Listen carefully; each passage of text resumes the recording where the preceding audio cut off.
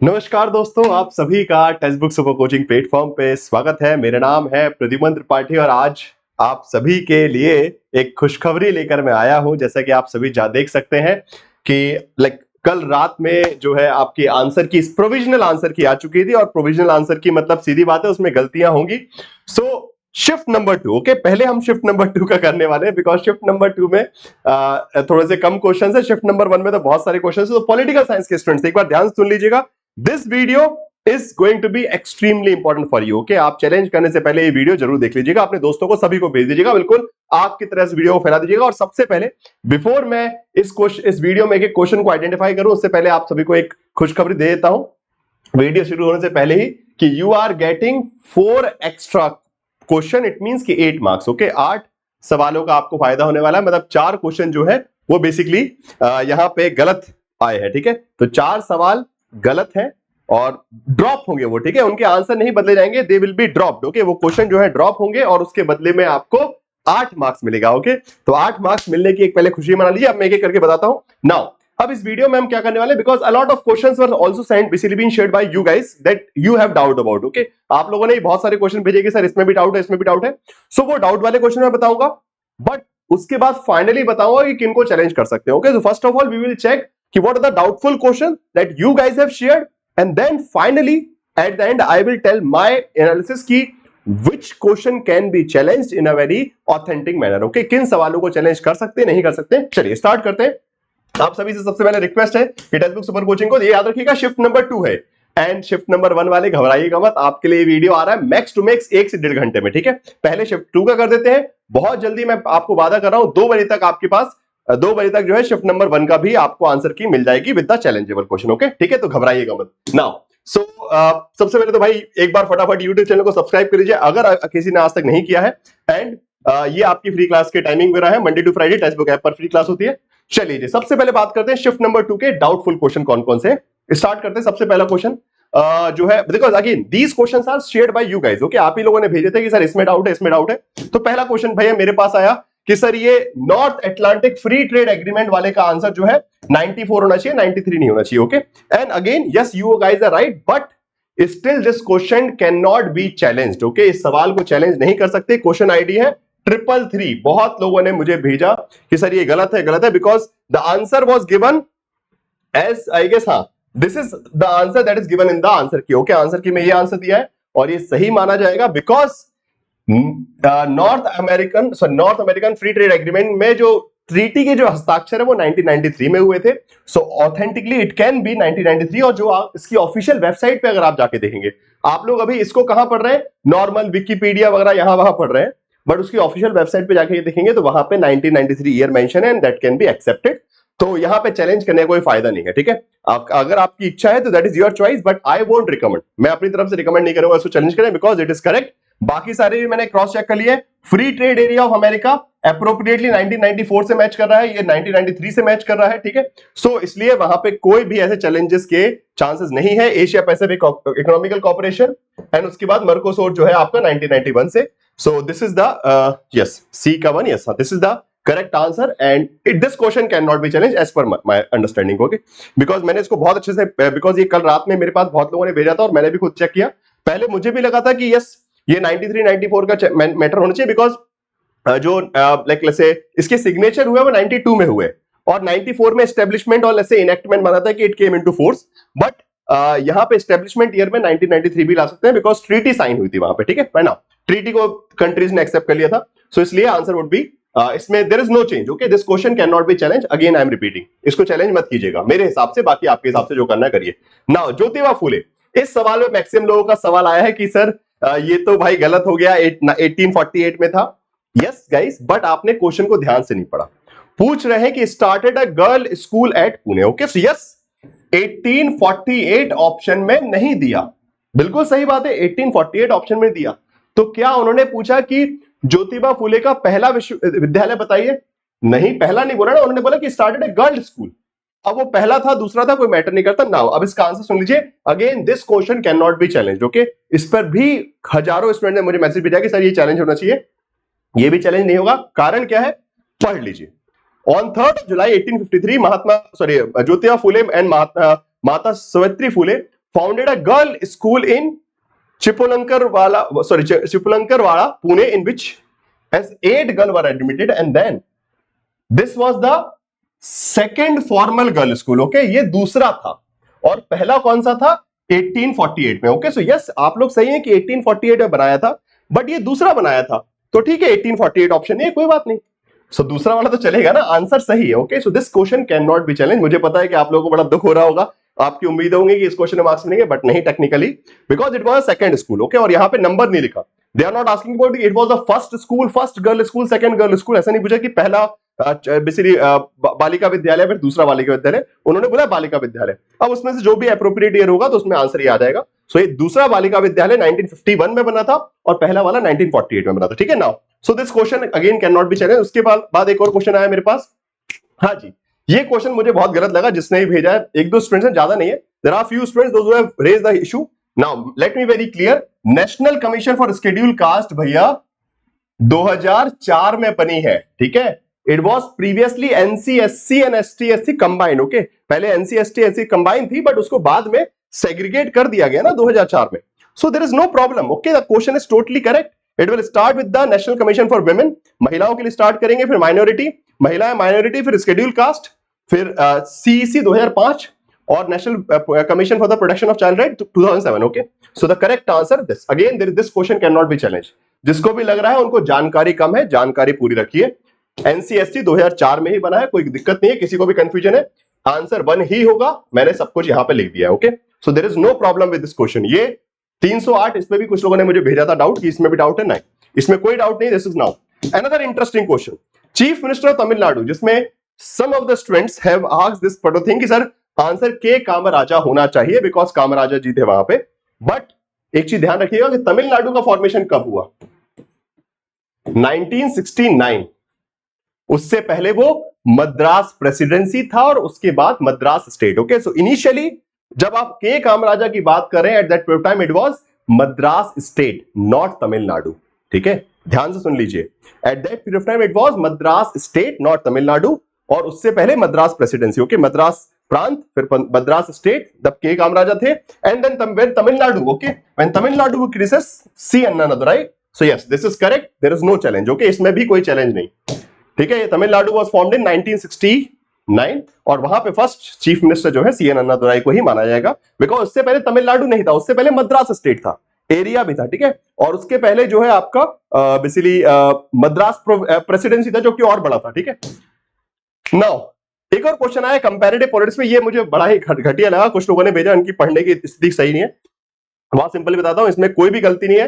Traditional approach value ridden है बिल्कुल सही बात है. बिहेवियरल अप्रोच ट्रेडिशनल अप्रोच नहीं है.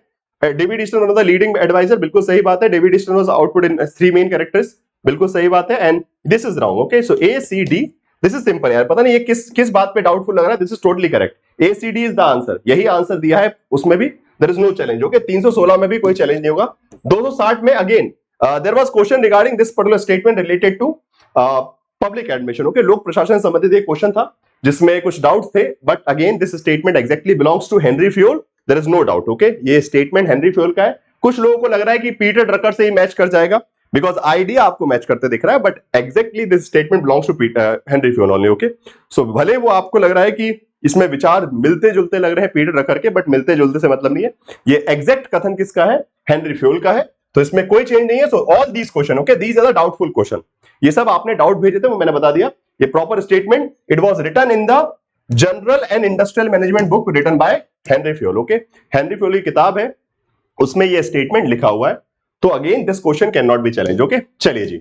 सो अभी मैंने बता दिए these were the doubtful question जो कि चैलेंज नहीं हो सकते. आपने भेजे थे कोई बात नहीं. आपकी उम्मीद थी दुख मत मनाइएगा बट अभी भी है आपके पास 8 मार्क्स मिल रहे हैं आपको. वो मैं आपको बताऊंगा. Okay now before moving forward उससे पहले एक इंपॉर्टेंट इंफॉर्मेशन ये है कि जो भी जिसको भी लग रहा है कि इस बार अच्छा स्कोर नहीं हो पा रहा इन केस मेरी तो उम्मीद है कि इस बार सबका निकल जाए. बहुत अच्छी बात है. अच्छा पेपर आया था. शिफ्ट 2 भी ठीक था बढ़िया था. सो अगर किसी केस में आपका नहीं हो पा रहा दिसंबर में अच्छे से करना है तैयारी सो अपना एडमिशन ले लीजिएगा यूजीसी नेट दिसंबर के लिए टेक्स्ट बुक सुपर कोचिंग पे. पेपर 1 पेपर 2 का फाउंडेशन क्लास मिलेगा आपको. पेपर 1 पेपर 2 का जेआरएफ बूस्टर क्रैश कोर्स भी मिलेगा रिवीजन पर्पस के लिए. ठीक है सो 4 कोर्सेस सिंगल सब्सक्रिप्शन में आपको मिल जाएंगे टोटल एग्जामिनेशन तक. ओके एग्जामिनेशन तक सारी चीजें study notes mock test foundation course paper 1 paper 2 की कंप्लीट क्लासेस उसके बाद GRA booster live classes, paper 1 paper 2, study notes, mock test, everything. Okay, so बस इस नंबर पे कॉल करके अपने एडमिशन ले लीजिएगा। और सबसे बड़ी बात यह है कि सितंबर स्कॉलर अभी सेल चल रहा है, सो मेरा कूपन कोड लगा लीजिएगा प्रद्युमन टी, और आपको सिर्फ 6,900 रुपए में टिल एग्जाम डेट तक, ओके, एग्जाम तक का पूरा सब्सक्रिप्शन मिल जाएगा 6,905 रुपए में, और जिसमें एक नहीं 4 कोर्सेज का एक्सेस, पेपर 1 का फाउंडेशन कोर्स, पेपर 2 का foundation course, GRA booster crash course paper 1 and GRA booster crash course paper 2, mock test, study notes, everything. Okay, so इससे कम प्राइस में कुछ भी नहीं मिल सकता। इस नंबर पे कॉल करके ईएमआई की डिटेल भी आप ले सकते हैं। ओके, चलिए नाउ अब बात आती है कि हमको 8 मार्क्स कैसे मिलने वाले हैं। Now it's about shift to challengeable question. Okay, shift 2 में किन सवालों को चैलेंज किया जा सकता है वो मैं आपको फटाफट बता रहा हूं, ध्यान से सुनिएगा। पहला सवाल आता है पेपर नंबर 1 से, इसको मैंने कंफर्म किया तुलिका मैम से। पहली बात तो आपके क्वेश्चन आ रहे थे मेरे पास कि sir this question should be challenge, that question should be challenge from the paper 1, and I am like कि मेरे से मत पूछो भाई, ठीक है। सो मैंने तुलिका मैम को फॉरवर्ड किया, एंड तुलिका मैम ने बताया कि सर बिल्कुल ये क्वेश्चन ड्रॉप होना चाहिए। So question number ID 217, this is going to be dropped, so congratulations. इसमें all the options are incorrect. Okay, इसमें मैम ने जवाब क्या दिया है कि this question is answer options are incorrect. Okay, जो ऑप्शंस है since except T test all are non parametric. Okay, so T test को छोड़कर बाकी सभी नॉन पैरामेट्रिक है, तो ए बी सी ऑप्शन होना चाहिए था, A B and C, but there is no such option, so all the options are incorrect and that should be challenge. Okay, ये क्वेश्चन चैलेंज होगा, this is going to be dropped. Okay, ma'am ने suggestion किया it's ideally it should be dropped, these are the words of Tulika ma'am himself. Okay, herself. So Tulika ma'am ने बता दिया है कि भैया क्वेश्चन ड्रॉप होगा, कोई दिक्कत नहीं, बल्ले बल्ले 2 मार्क्स हो गए, +2 हो गया। नाउ अनदर क्वेश्चन, यहां पे ड्रामा वाला जो था 4 forms of drama of the western perspective, ID 221, ID number क्या है 221, इसमें भी चैलेंज है। इसमें भी again the options are not appropriate. Okay, जो ऑप्शंस दिए हैं दे आर नॉट अप्रोप्रिएट, उन्होंने आंसर दिया है A. Okay, as per the answer key the answer is A, but this question is incorrect again. As per the western community we have 4 primary forms, that is tragedy, comedy, melodrama and tragic comedy. Okay, so options नहीं है, so ideally it should be dropped. Okay, तो Tulika ma'am ने भी यही confirm किया है, इसको drop करना चाहिए, ये क्वेश्चन गलत है। ठीक है, सो आपको फिर से +2 मिल गया, मतलब टोटल कितने हो गए 4 मार्क्स मिल गए। अब आगे बढ़ते हैं और, ठीक है, अब चलते हैं पॉलिटिकल साइंस पे। आप बोलो सर पॉलिटिकल साइंस के सारे आपने सही करवा दिए ना, बट अभी है पॉलिटिकल साइंस में भी गलती है।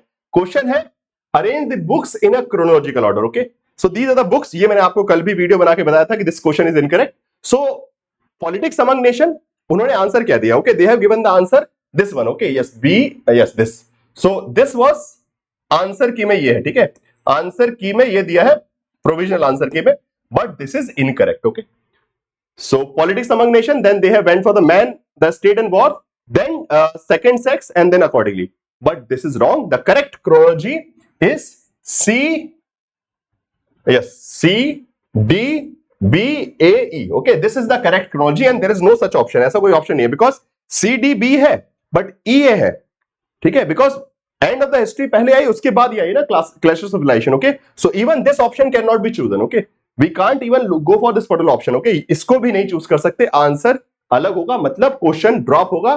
302 number, question ID number 302, this is going to be dropped.